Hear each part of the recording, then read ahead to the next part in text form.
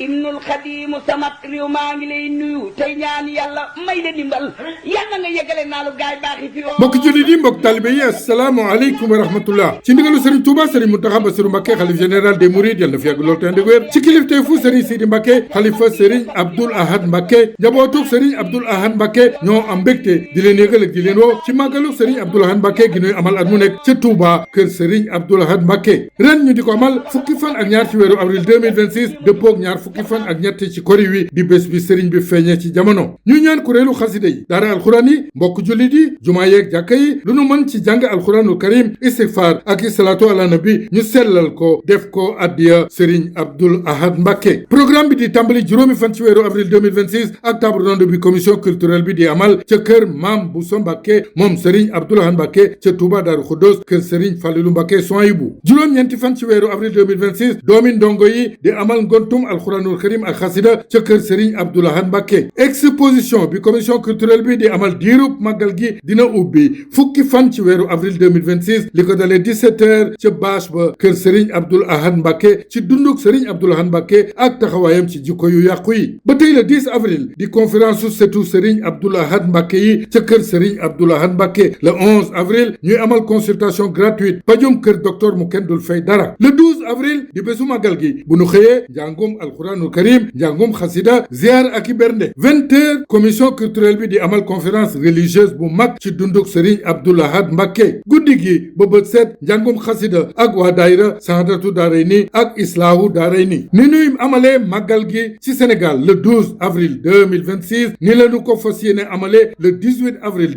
2026 ci réew yu bari ci àdduna bi rawatina Pontevico Brescia ca Italie ñu di ko yëgal njabootuk Sëñ Tuuba gépp cheikhu yoonu murid yëpp mboolem taalibe yi ci biir réew mi ak bitim réew mboolem këru diine yi mboolem jullit yi di ko yëgal njiitu réew mi président assemblée nationale premier ministre mboolem gouvernement bi ak mboolem parti politique yi assalaamu aleykum wa rahmatullah gaay baax yi yoon sa yéene ci Sëriñ Tuuba nga xëy ko matal moo ñaan yu baax ñi la yar ñoom ñëpp xëy la gërëm ak seex mag bii la faggul yàlla xëy ko dogal